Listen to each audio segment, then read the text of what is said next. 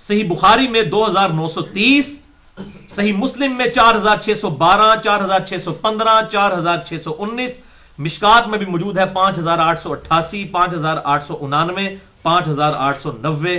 یہ اتنے حوالے میں نے اس لیے دیے کہ بڑی امپورٹنٹ حدیث ہے۔ غزوہ حنین کے موقع پر آپ کو یاد ہوگا سورۃ التوبہ کے اندر بھی میں نے اس آیت کے اوپر ڈیٹیل سے ڈسکشن کی تھی۔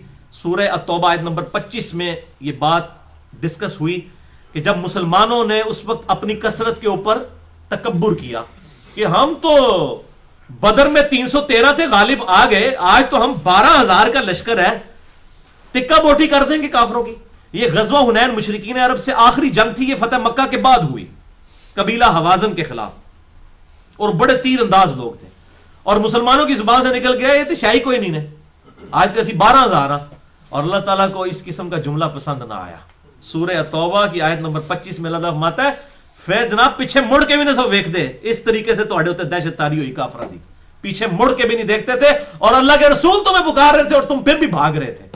یہ حالت ہو گئی۔ اللہ تعالیٰ کو تکبر والا جملہ پسند نہیں ہے کبھی بھی، نیور۔ تو غزوہ حنین کے موقع پر یہی ہوا کہ سب بھگدڑ مچ گئی، 12,000 میں سے صرف 80 بندے حضور کے ساتھ رہ گئے صلی اللہ علیہ وسلم، باقی سب چھوڑ گئے۔ یہ فتح مکہ کے بعد کا واقعہ، ایسی بھگدڑ مچی ان کے تیروں کے ڈر کی وجہ سے۔ اب یہ ایک موقع ہوتا ہے جس میں پتہ چلتا ہے کہ لیڈر فرنٹ سے لیڈ کرے آگے، اگر وہ اپنے پیشن میں سچا ہے نا تو اس کی لیڈرشپ پھر نظر آئے گی۔ اور صحابہ کہتے ہیں ہم نے دیکھا، ہم تو بھاگ رہے تھے اور آپ صلی اللہ علیہ وسلم اپنے خچر پر بالکل کافروں کے لشکر کے اندر جا کے اکیلے اللہ اکبر رجز پڑھتے ہوئے انا النبی لا کذب انا ابن عبد المطلب، مجھے کوئی شک ہی نہیں ہے، میں جھوٹا نہیں ہوں، میں اللہ کا پیغمبر ہوں، میں ابن عبد المطلب ہوں، میں عبد المطلب کا بیٹا ہوں۔ یعنی پوری دنیا مجھے جانتی ہے۔ یعنی یہ ایک موقع تھا جس میں لوگ چیک کر سکتے تھے۔ جو غزوہ بدر میں تو آپ وسلم کا خیمہ پیچھے لگا تھا، پریکٹیکلی لڑائی کے لیے آگے نہیں آئے، تو اس میں تو کوئی کہہ سکتا ہے کہ آپ وسلم پیچھے رہے، آپ کو کیا پتا آگے لڑائی میں کیا ہوا۔ اور یہاں جب سب بھاگ گئے، آپ وسلم فرنٹ سے لیڈ کیا، انا النبی لا کذب انا ابن عبد المطلب، میں عبد المطلب کا بیٹا ہوں، میں اللہ کا پیغمبر ہوں، کوئی شک ہی نہیں ہے، مجھے اپنی نبوت میں کوئی شک ہی نہیں ہے۔ اور پھر آپ صلی اللہ علیہ وسلم نے یوں زمین کے اوپر ہاتھ مارا اور ایک کنکریوں کی مٹھی پکڑی، اور آپ صلی اللہ علیہ وسلم نے فرمایا، یوں آپ نے اس پہ پھینکتے ہوئے فرمایا کہ ان سب کے چہرے جھلس جائیں۔ اور صحابہ کہتے ہیں اللہ کی قسم سب کی آنکھوں میں جا کے وہ لگی اور سب کے سب اندھے ہو گئے سامنے۔ اور آپ صلی اللہ علیہ وسلم رب محمد کی قسم، اس محمد صلی اللہ علیہ وسلم کے رب کی قسم جس نے محمد صلی اللہ علیہ وسلم کو نبی برحق بنا کر بھیجا ہے، کافر شکست خوردہ ہو کر بھاگ گئے ہیں، اور واقعی وہ پھر بھاگ گئے، ان کا زور ٹوٹ گیا۔ یہ آپ صلی اللہ علیہ وسلم کا معجزہ الحمدللہ اشارتاً اللہ تعالیٰ نے اس کا ذکر قرآن میں بھی کیا ہے، سورۃ الانفال کی آیت نمبر 17 میں، وَمَا رَمَيْتَ إِذْ رَمَيْتَ وَلَٰكِنَّ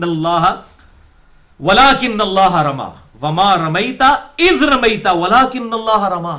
اور اے محبوب صلی اللہ علیہ وسلم جب آپ نے وہ مٹھی پھینکی تھی نا کافروں کی طرف، وہ آپ نے نہیں پھینکی تھی، وہ تو اللہ نے پھینکی تھی جب کہ آپ نے پھینکی تھی۔ اللہ، یعنی وہ اللہ کا معجزہ ظاہر ہوا کہ آپ صلی اللہ علیہ وسلم کے مبارک ہاتھوں نے وہ جو کنکریوں کی مٹھی پھینکی کافروں پر، اللہ تعالیٰ نے فرمایا یہ ہم نے پھینکی تھی، جو آپ نے پھینکی یہ ہمارے ڈیوائن ڈیسیژن اس کے پیچھے تھا۔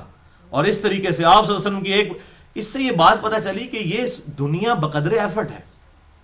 صحیح مسلم میں آتا ہے آپ صلی اللہ علیہ وسلم جب بنو ثقیف کو دعوت دینے کے لیے گئے طائف کے اندر، تو آپ صلی اللہ علیہ وسلم کو لوہان کر دیا گیا، اور پہاڑوں کا فرشتہ آیا کہ آپ اجازت دیں تو ان کو سرمے کی طرح مسل دیں۔ آپ نے فرمایا ان کی آنے والی نسلیں جو ہیں ہو سکتا ہے ایمان قبول کر لیں، اور واقعی قبول کیا۔ مختار ثقفی جنہوں نے قاتلین حسین سے بدلہ لیا وہ اسی بنی ثقیف سے تھے۔